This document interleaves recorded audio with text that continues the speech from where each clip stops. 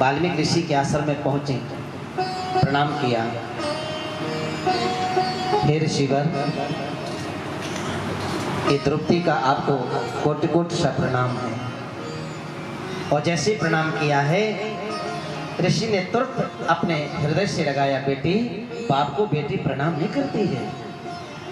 और जैसे वाल्मीकि ऋषि के मुख से बेटी शब्द सुना है, द्रौपदी ने धर धर करके आंसू की धार बह चली। बाप, जब आपने मुझे बेटी कह दिया है तो अब सारी बातें करना आवश्यक नहीं है, लेकिन फिर भी मैं आपको लेने आई हूं। धर धर करके आंसू बह रहे हैं, हृदय कंपित हो रहा है। द्रौपदी का आज हृदय भाव से बह रहा है, मानो आज वाल्मीकि रूपी शिला को आज पिघलाना चाहती है द्रौपदी, भिगोना चाहती है, बहाना चाहती है अपने आंसू के बाढ़ के द्वारा। बार बार वाल्मीकि ऋषि आंसू पहुंचते हैं, बेटी रोना किस बात का है? बोले, बाप आप जब तक नहीं चलोगे तब तक हमारा यज्ञ पूर्ण नहीं होगा। वाल्मीकि ऋषि ने शांत किया, कहा, बेटी मेरा एक संकल्प है, उसको पूरा करेगा तभी हम जा सकते हैं। बोले, हाँ ना, करता मैं। आप संकल्प नहीं? अरे आपको 100 अश्वमेध यज्ञ का फल देंगे तभी तो जाओगी। मैं 100,000 अश्वमेध यज्ञ का फल प्रदान करने आई हूँ। बोलो राधे राधे। जैसे ऋषि ने सुना 100,000 अश्वमेध यज्ञ का फल प्रदान करने आई। अरे द्रौपदी, मैंने सुना है कि तुम्हारे घर तो पहला अश्वमेध यज्ञ हो रहा है, तो इतने सारे यज्ञों का फल कैसे प्रदान करोगी? रुक्मिणी द्रौपदी कहती है, बाप मैंने आपके श्री मुख से सुना है कि जो गुरु की ओर एक कदम चलता है, धाम की ओर एक कदम चलता है, प्रभु से मिलने के लिए एक कदम चलता है, आप जैसे महापुरुषों का दर्शन करने के लिए एक कदम चलता है, उसको एक अश्वमेध यज्ञ का फल मिलता है। कहाँ हस्तिनापुर है, कहाँ आपका आश्रम है, कितने कदम हो गए। अगर आपका ये वाक्य झूठा है तो मैं वापस हस्तिनापुर जाती हूँ, आप ना चले हमारे यहाँ। जैसी द्रौपदी ने सुना, वाल्मीकि ऋषि ने सुना, तुरंत द्रवित हो गए, कहा, चलो बेटी हम आपके साथ चलने को राजी। और वाल्मीकि ऋषि द्रौपदी के साथ में आ गए। भीम के साथ में नहीं आए, अर्जुन के साथ में नहीं आए, नकुल सहदेव के साथ में नहीं आए। आ रहे हैं किसके साथ में? जिसके हृदय में श्रद्धा भाव होता है, ठाकुर उसके साथ में चलने को राजी होते हैं। भैया आप लोग बड़े भाग्यशाली हैं कि आप भागवत जी साक्षात नारायण के साथ में चले हैं। और आज आपके पूर्वज आपको आशीर्वाद प्रदान कर रहे होंगे, क्योंकि आज वो कार्य करने जा रहे हो तो देवताओं को भी दुर्लभ है। और ऐसी भागवत की शरण में हम लोग आज बैठे हैं, बैठने का अवसर मिला हुआ है। इस 7 दिन चलेगा कार्यक्रम। हे सूत जी महाराज, आप कह रहे ना फिर कथा सुन लेना। आंखों के सामने दादाजी को जाते देखा है मैंने। इन आंखों के सामने दादाजी चले गए, कोई रोक नहीं पाया, कोई पकड़ नहीं पाया, लाख यत्न कर लिए, चले गए। इन आंखों के सामने पिताजी चले गए। जब दादाजी चले गए, पिताजी चले गए, तो हमारा क्या ठिकाना है कि हम भी 100 वर्ष जिएंगे? कोई ठिकाना है क्या? कोई ठिकाना नहीं। इसलिए कलयुग का नियम है, काल का नियम है कि जो जीव आ रहा है सामने उसको गिरसत चला जा रहा है। चक्की चलती चल रही है, उस चक्की के पाट में जो भी गेहूं का दाना आ रहा है वो पिस करके बाहर निकल रहा है, वो बचा नहीं है। इसलिए हे सूजी महाराज, ऐसा कोई साधन बतलाएं, ऐसे कोई आप आज्ञा करें, ऐसे कोई कथा सुनाएं जिससे हमारे जीवन की चिंता समाप्त हो जाए। चिंतामणि लोक सुखे सुरेंद्र स्वर्ग संपदा प्रक्षति गुरु प्रीतो वैकुंठो यो दुर्लभः। मैंने सुना है कि किसी गरीब को मणि मिल जाए ना तो उसके जीवन की दरिद्रता दूर हो जाती है। प्रेम से बोलो राधे राधे। दरिद्रता दूर हो जाती है, वो अमीर हो जाता है, उसका रोना धोना बंद हो जाता है। लेकिन किसी के पुण्य हो जाए तो उसको सुख प्राप्त हो जाता है। लेकिन मैंने सुना है कि जिस पर गुरु की कृपा हो जाए, जिस पर महापुरुषों की कृपा हो जाए, रक्षते गुरु प्रीतो वैकुंठा योगी दुर्लभा। जिस पर गुरु की कृपा हो जाए, जिस पर गुरुदेव प्रसन्न हो जाए, जिस पर गुरुदेव की कृपा बरस जाए, उसको वैकुंठ की प्राप्ति हो जाती है। वो वैकुंठ जो बड़े बड़े योगियों को दुर्लभ है, वो वैकुंठ जो बड़े बड़े महापुरुषों को दुर्लभ है। इसलिए ये गुरुदेव, हम आपकी शरण में आए हैं, आप हमारे पर कृपा करो। आप हमें ऐसे ज्ञान की प्राप्ति कराओ जिस ज्ञान को प्राप्त करके जीवन का अंधकार समाप्त हो जाए। हम आपके शरणापन्न हैं। और जैसे सोनक जी की बात सुनकर के सूत जी गदगद हो गए। कहा है सोनक जी, आपने बहुत अच्छी बात पूछी है, और जो आप बात कर रहे हैं ना, ये समय बार बार अवसर मिलने वाला नहीं है। आपके ऊपर प्रभु की विशेष कृपा हो रही है जो आप ऐसा प्रश्न कर रहे हैं, और बिल्कुल सत्य है। जब तक प्रभु की कृपा ना हो तब तक आप भागवत श्रवण नहीं कर सकते। बोलो राधे राधे। आप कभी अजमा के देखना। हम लोग यात्रा, हमारे गुरु कृपा समिति के प्रधान श्री तिलकराज मिगलानी जी यात्रा ले जाते हैं। भागवत जी के साथ में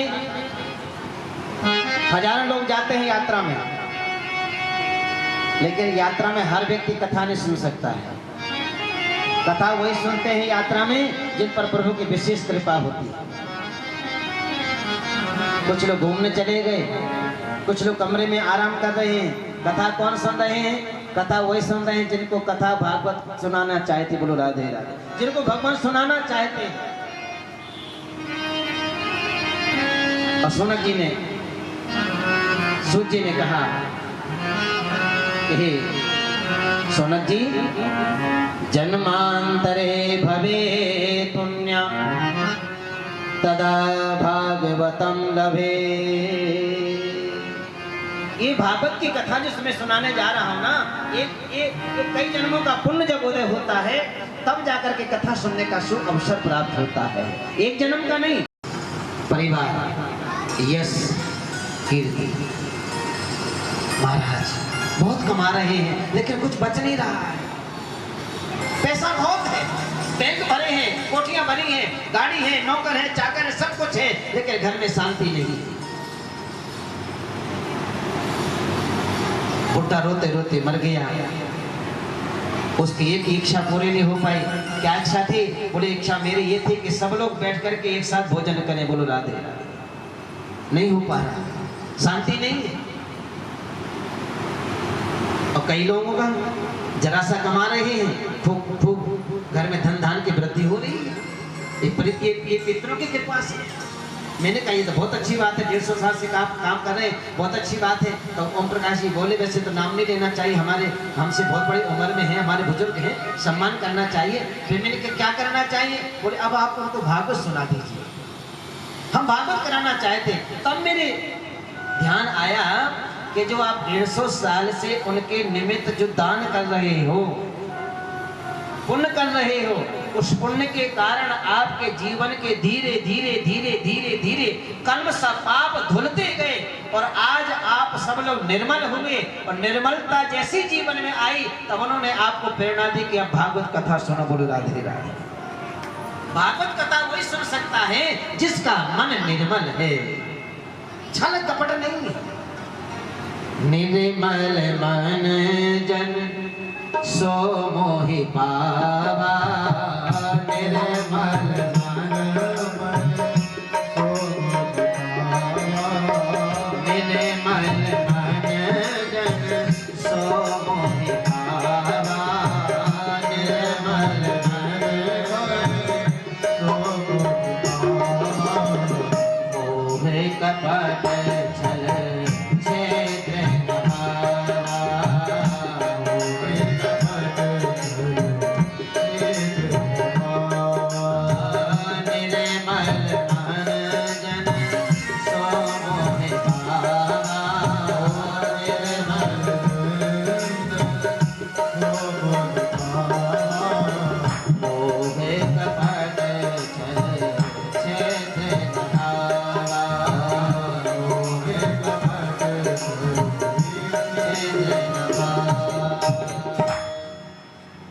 कहते हैं कि मुझे तो निर्मलता चाहिए और कुछ नहीं चाहिए।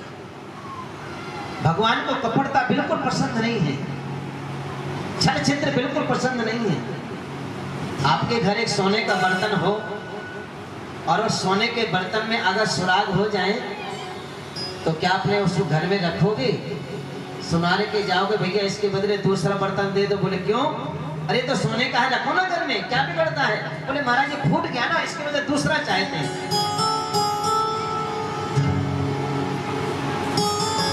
लेकिन कभी विचार किया ये जो शरीर है ना, ये भी तो एक सोना है, हैं? लोग कहते हैं आप बड़े अच्छे लग रहे हो, बड़े सोने लग रहे हो, लेकिन इस सुंदर शरीर में भी तो 9 सुराग बढ़ गए हैं महाराज, 9 सुराग हो चुके हैं। इन आंखों से काम प्रवेश कर जाता है, इन कानों से चुगली प्रवेश कर जाती है, ये जीवा से दिन रात बुराइयां गाते रहते हैं।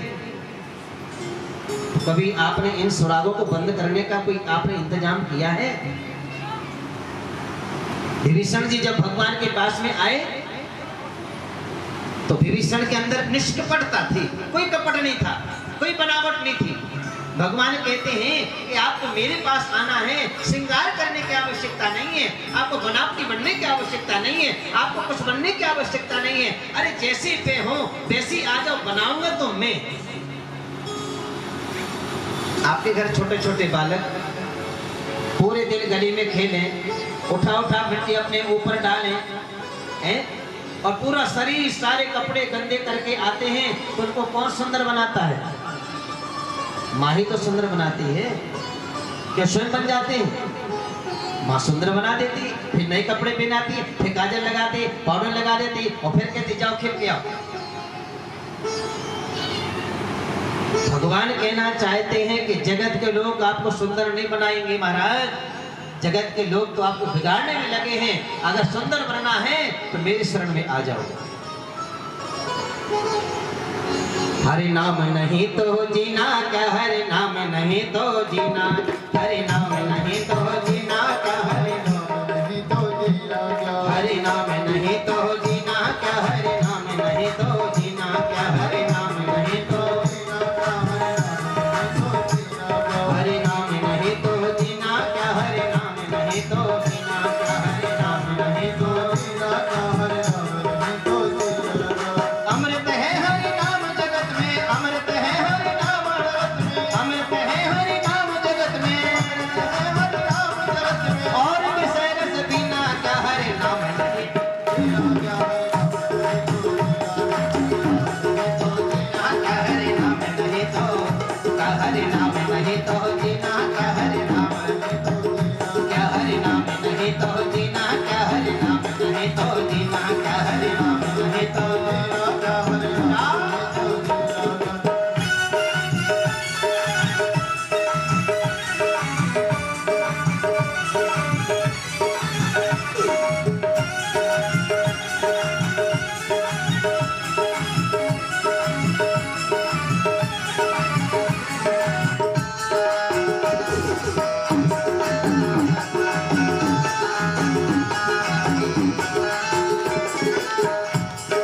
काल सदा अपने रस डोले, ना जाने कब सिर चढ़ बोले, काल सदा अपने रस डोले, ना जाने कब सिर चढ़ बोले, काल सदा अपने रस डोले, ना जाने कब सिर चढ़ बोले, काल सदा अपने रस डोले, ना जाने कब सिर चढ़ बोले। हरि का नाम जपो न शिवासा, हरि का नाम जपो न शिवासा, हरि का नाम जपो न शिवासा, नाम जपो न शिवासा, हरि का नाम जपो न शिवासा, हरि का नाम जपो न शिवासा। इसमें बरसा महीना क्या, हरि नाम नहीं तो जीना क्या, हरि नाम नहीं तो जीना क्या, हरि नाम नहीं तो जीना क्या, हरि नाम नहीं तो जीना क्या, हरि नाम नहीं तो जीना क्या, हरि नाम नहीं तो जीना क्या, हरि नाम नहीं तो जीना क्या, हरि नाम नहीं तो जीना। अमृत है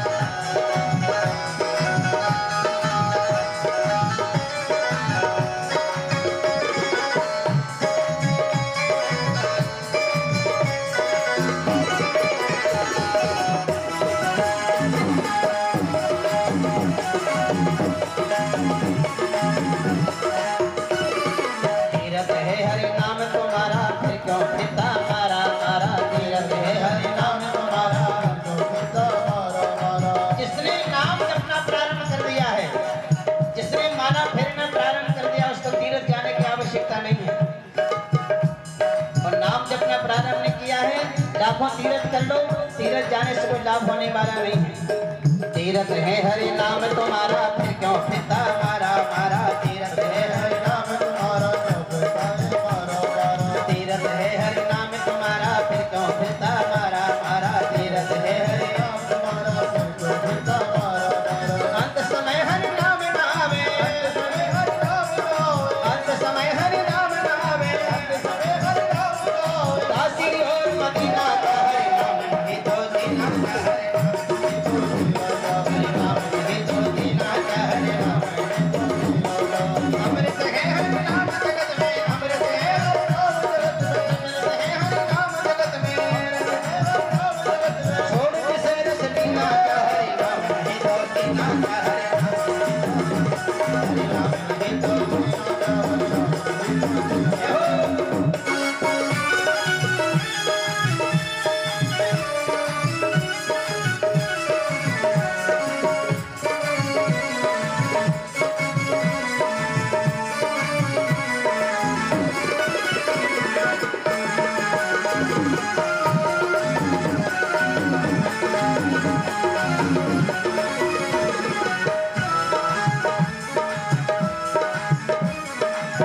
आपने बहुत सुंदर एक नाग का खोखा बनवाया, जिसमें सुनाने से कहा भैया इसमें हीरा जड़ना, हीरा, हीरा के अलावा कुछ नहीं। क्यों? अरे नाक में पहनेंगे, नाक सुंदर लगेगी है? वो खोखा बन के आने वाला है, और उससे पहले आपको जहां खोखा पहनना उसके नीचे फुंसी हो गई। बोलो राधे राधे। डॉक्टर को दिखाया, डॉक्टर ने कहा एक्सरे करना पड़ेगा। कर दो। डॉक्टर साहब कब तक ठीक हो जाएगा? बोले बताइए। एक्सरे कर रहा है, डॉक्टर पूछ रही है वो महिला, ये फुंसी कब तक ठीक हो जाएगी? डॉक्टर ने कहा क्या बात है बहन जी, तो बार बार क्यों पूछ रही हो कब तक ठीक हो जाएगी? क्योंकि मैंने अगले हफ्ते ना ये हीरा के खोखा बनवाया पहनने के लिए। अगर मैंने ये नाक ठीक नहीं होगी ना तो खोखा नहीं पहन पाएंगे। एक्सरा किया, रिपोर्ट आई, रिपोर्ट को देखकर डॉक्टर उदास हो गया। डॉक्टर साहब क्या है रिपोर्ट में जरा बताओ। बोले बहन जी आप अपने पति को भेजना। ऐसा क्या हो गया डॉक्टर साहब बताओ, छोटी सी फुंसी तो है। डॉक्टर साहब कहते नहीं बता नहीं सकते। आपने कहा ठीक है हम पति को भेज देते हैं। श्रीमान जी आए, डॉक्टर साहब ने कहा क्षमा करना भाई साहब, अब आपकी आपकी पत्नी कभी नाक में खोखा नहीं पहन पाएंगे। बोले क्यों? बोले इनको ऐसा भयंकर रोग हो गया है, इनके नाक का ऑपरेशन करना पड़ेगा। बोलो राधे राधे। तो खोखा क्या काम आया? कोई काम नहीं आया।